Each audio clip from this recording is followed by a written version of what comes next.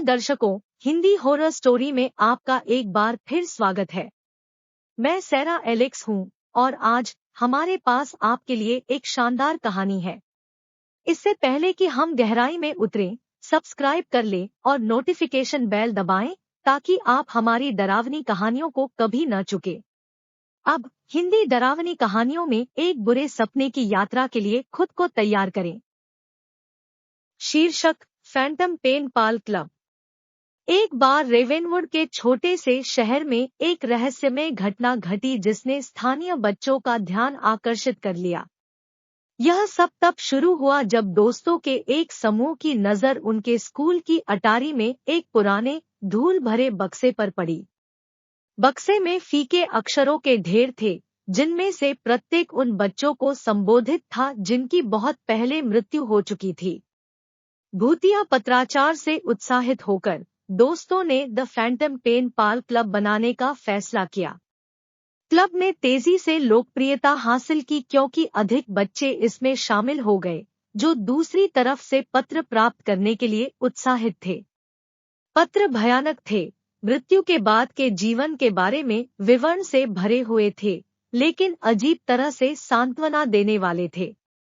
एक शाम युवा टॉमी, एक साहसी और जिज्ञासु लड़के को अपना पहला पत्र मिला।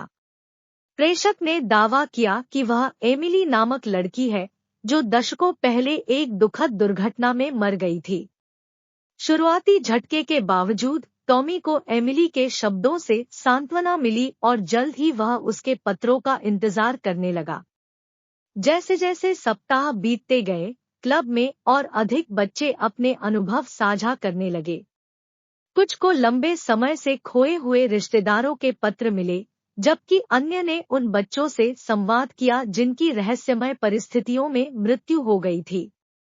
शहर उत्साह और भय दोनों से गूंज रहा था। हालांकि टॉमी इस भावना को दूर नहीं कर सका कि कुछ सही नहीं था। उसने अपने आसपास अजीब घटनाओं को देखना शुरू कर दिया। उसके कमरे के कोनों में छिपी परछाइयां, हवा में फुसफुसाहट और एक ठंडी उपस्थिति जो जहां भी वह जाती थी उसका पीछा करती प्रतीत होती थी। सच्चाई को उजागर करने के लिए दृढ़ संकल्पित टॉमी ने अपने दोस्तों को इकट्ठा किया और रहस्यमय पत्रों की उत्पत्ति की जांच करने का फैसला किया।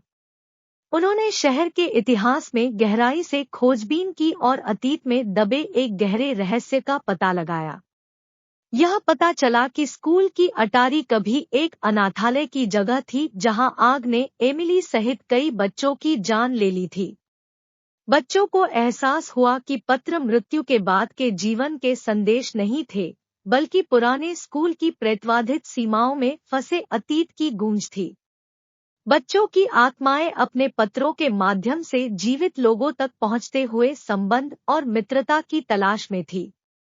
जैसे जैसे टॉमी और उसके दोस्त रहस्य में गहराई से उतरते गए, उन्हें पता चला कि फंसी आत्माओं को मुक्त करने का एकमात्र तरीका सच्चाई को उजागर करना और उन्हें वह अंत देना है जिसकी उन्हें सख्त जरूरत थी। उन्होंने भयानक चुनौतियों का सामना किया, भूतिया प्रेतों का सामना किया और दुखद आग की ओर ले जाने वाली घटनाओं को एक साथ जोड़ा। आधी रात में उसी अटारी में जहां पत्र पाए गए थे, बच्चों ने आत्माओं को मुक्त करने के लिए एक अनुष्ठान किया। उन्होंने प्रत्येक आत्मा द्वारा सहे गए दर्द और हानि को स्वीकार करते हुए पत्रों को जोर से पढ़ा। जैसे ही अंतिम शब्द धूल भरी अटारी में गूंजे, कमरे में एक हल्की चमक छा गई और भूतिया उपस्थिति दूर हो गई। फैंटम पेन पाल क्लब ने न केवल रहस्य को उजागर किया था बल्कि फंसी आत्माओं को शांति पाने में भी मदद की थी। रेवेनवुड शहर अब भूतिया पत्रों से नहीं डरता था और बच्चे अंततः आराम कर सकते थे।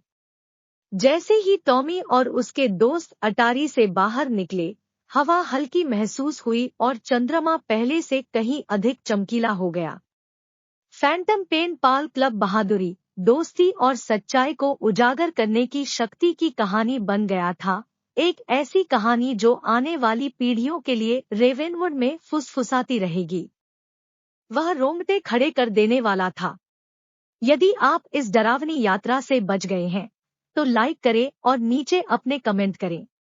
अधिक रोंगटे खड़े कर देने वाली कहानियों के लिए सब्सक्राइब कर ले और नोटिफिकेशन बेल दबाएं।